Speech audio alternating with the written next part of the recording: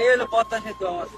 সাধারণের মতো রাষ্ট্রের একজন সাধারণ নাগরিক হিসাবে আমি রাষ্ট্রের একটি গুরুত্বপূর্ণ স্থাপনা দেখার জন্য আমিও সকলের মতো আমি ঘুরতে যাই ওখানে। তো ঘোরার মাঝ পর্যায়ে আমি দেখতে পাই যে এত গুরুত্বপূর্ণ স্থাপনা, ওখানে পদ্মা সেতুর নাটবল্ট খোলা থাকে। তো নাটবল্ট খোলা থাকার পরে আমি এক পর্যায়ে ওখানে যারা দায়িত্বরত কর্মকর্তা টহল পুলিশ থাকে ওনাদেরকে আমরা আমরা ইনফর্ম করি। আমার সাথে আমার একটা ফ্রেন্ডও ছিল।